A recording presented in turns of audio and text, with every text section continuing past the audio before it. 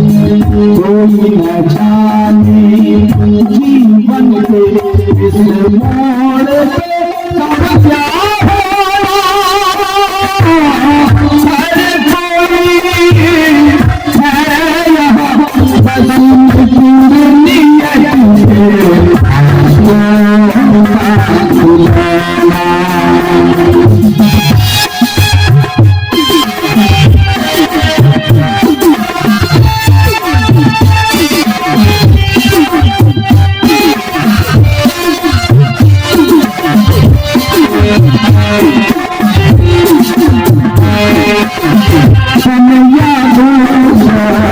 होना, हर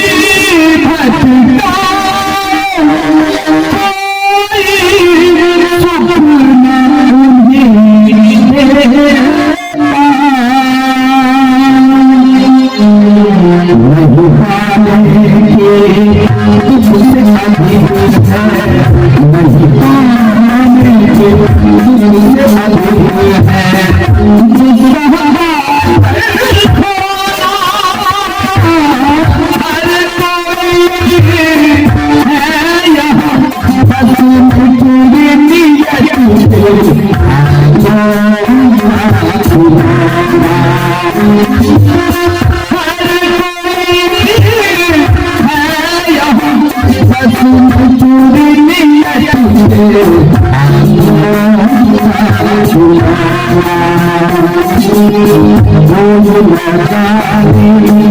जीवन के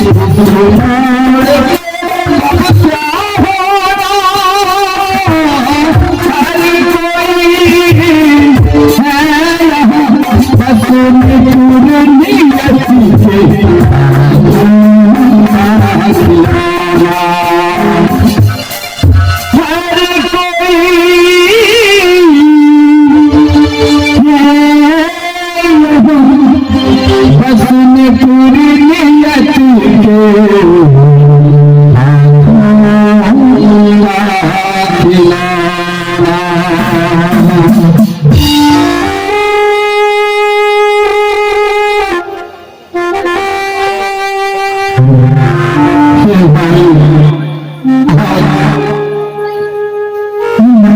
को देखकर मुझे ऐसा लग रहा है,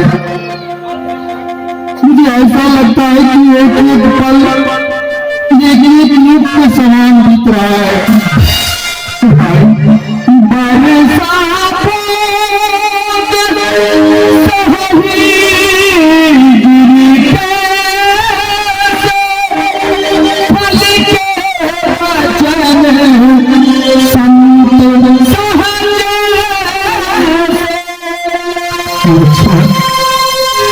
ये वर्षा की बूंद देखो किस तरह इस पहाड़ पर पड़ रहे हैं, जैसे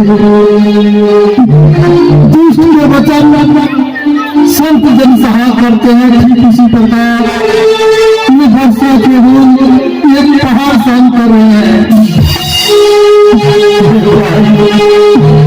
सुमंती को मैं कोई सुख नहीं दे पाया, केवल दुख ही दुख दे पाया, परंतु एक बार कैसे सुधी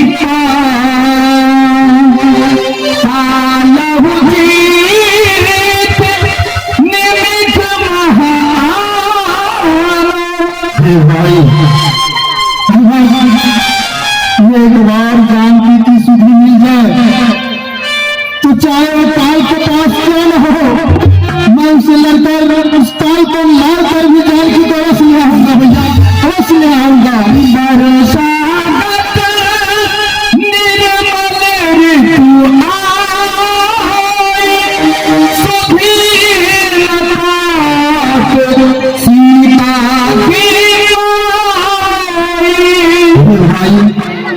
बहुत सारे ऋतु बीत गए, सब ऋतु का आगमन हो चुका है, परंतु सुग्रीव भी मेरा काल भूल चुका है।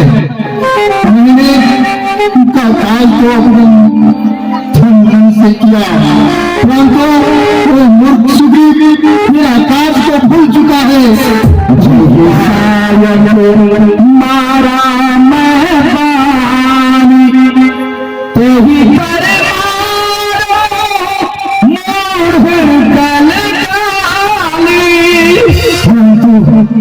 वो मूर्ख सुग्रीव ये नहीं जानता कि जिस बाण से मैंने बाली को मारा था वह बाण अब भी मेरे पास है, मैं उसे भी मार सकता हूँ लक्ष्मण, उसे भी मार सकता हूँ। भैया आखिर वो है तो चपल जात की बाना, उनका कौन सा कर्तव्य, कौन सी नैतिकता? वैसे हनुमान जी ज्ञानवान और बुद्धिमान है, वो चाहकर भी क्या कर सकेगा भैया, वो है तो उसी कर्तव्य मिथ्याचारी का मित्र, उसने आपके सुधी बिसाकर अपने मौत को आमंत्रित किया है, शेर को जगाने का प्रयास किया है उसने, आज इसका दंड उसे अवश्य मिलेगा।